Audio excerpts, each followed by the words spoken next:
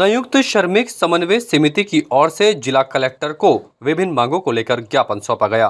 इस दौरान मुख्य रूप से नए श्रम कानून में बदलाव की मांग की गई। समन्वय समिति के पदाधिकारियों ने बताया कि देश के श्रमिकों के हित से संबंधित 29 श्रम कानूनों को समाप्त करके 4 नए श्रम कानूनों को लागू करने से सभी श्रमिकों में असंतोष है।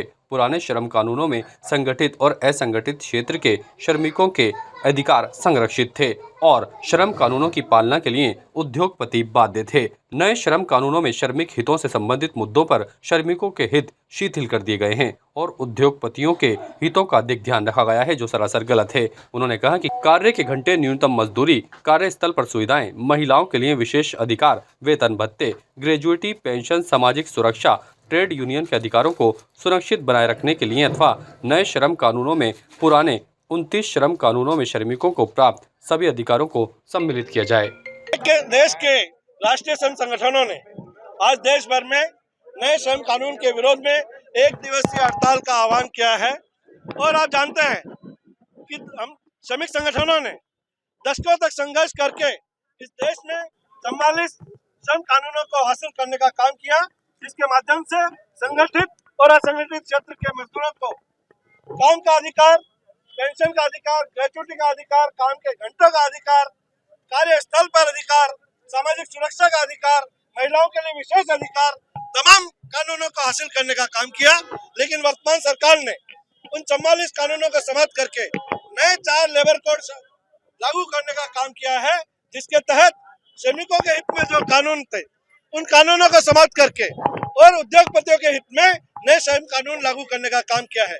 इसके विरोध में देश भर के तमाम श्रम संगठन आज विरोध कर रहे हैं। जगह जगह रैली, धरना प्रदर्शन और हड़ताल का आयोजन हो रहा है और इसी कड़ी में संयुक्त श्रमिक समन्वय समिति ने अजमेर शहर में रेलवे स्टेशन से कलेक्टर तक एक रैली का आयोजन करके और ज्ञापन दे करके कलेक्टर महोदय के माध्यम से प्रधानमंत्री जी को ये निवेदन करने जा रहे हैं कि जो श्रमिक हितों के जो पुराने कानून हैं उनको वापस लागू करने का काम करें। आज केंद्रीय संगठनों के आह्वान पर और स्वतंत्र organisation All India Bank Employees Association के आह्वान पे देश भर के करीब 5 लाख बैंक कर्मचारी हड़ताल पे हैं। सारी बैंकों का कामकाज ठप है और मैं हमारे साथियों को मुबारकबाद देता हूं कि उन्होंने श्रम संगठनों का जो कॉल था, आह्वान था, उसको रिस्पॉन्ड बड़ी शिद्दत से किया है।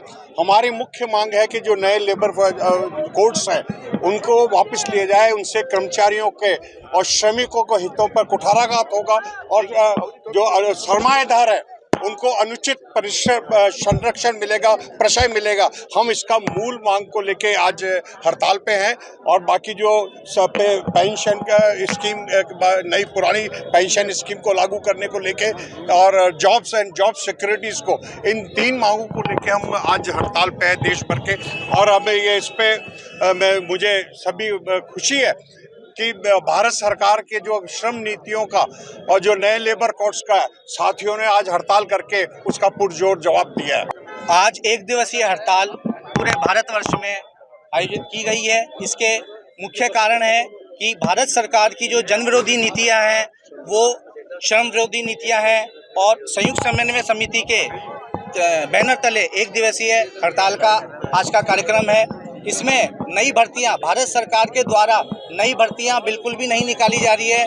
किसी भी डिपार्टमेंट में नई भर्तियां नहीं निकालने के कारण से कर्मचारियों पर कार्यभार बहुत अधिक हो रहा है, जिससे कि कर्मचारी, अधिकारी सारे परेशान हैं।